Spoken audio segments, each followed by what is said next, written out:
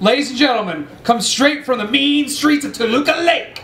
So you know he's hip and or with it. Put your hands together for Mr. Rudy Boomer!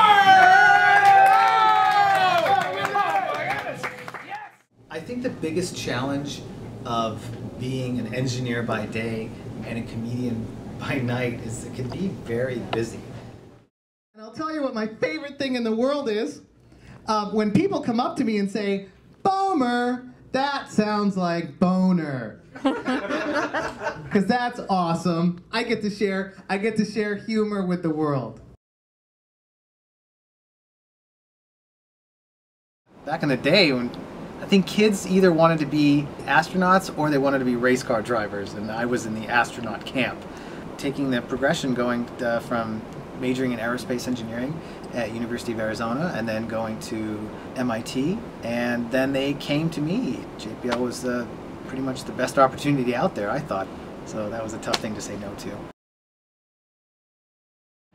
You know, for the longest time I was afraid to tell anyone at JPL that I did stand up, mainly because I felt like I was representing the lab and I didn't really want to represent this place in a negative light.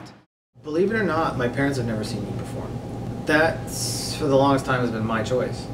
I think in that sense you're also representing your family, so I was real nervous about that. Actually, I'll say this, we were the only Jews that lived in that town. So when we moved, we ethnically cleansed our own town.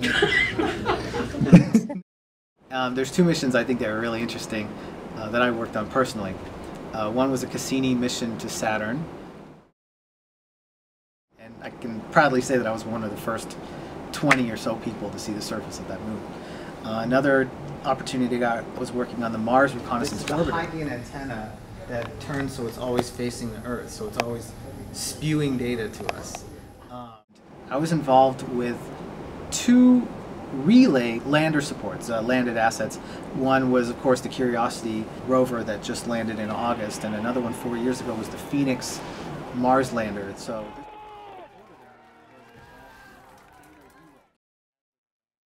it was really exciting to be a proxy part of those landings.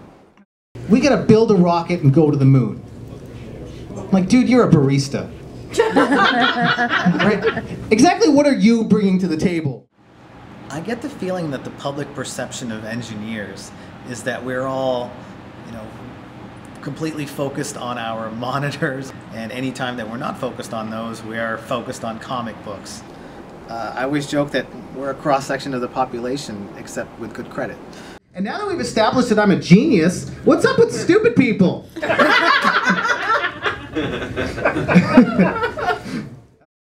I can tell you that my heart was racing faster and faster and faster up until I had to go up there.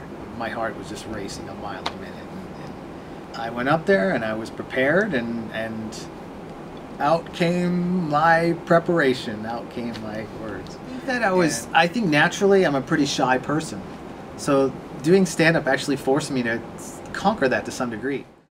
I think it's a good yin-yang with my job. People have their job and then they go home and they have their families. In a sense, this is kind of my family.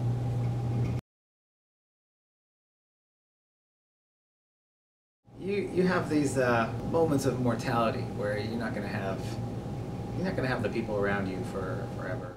I would like to have my parents come see me sometime soon. I'm not entirely sure when, but I'm going to make that happen. What I get out of performing on stage is maybe just that feeling of love. They asked me, have you ever committed a crime for which you have not been caught? I swear, they asked me this. Like, what am I possibly going to say, right? Like, well, now that you mention it. Comedy has been therapeutic. I call it surfing without the water. It's almost like riding waves of laughter. I would say that I'm open to changes down the road. I might try comedy for a little while and then see if I like that as a career. I've seen a lot of people leave JPL looking for greener grass, greener pastures, and they end up coming back. So I keep that in mind as well, that I'm in a pretty good spot where I'm at right now.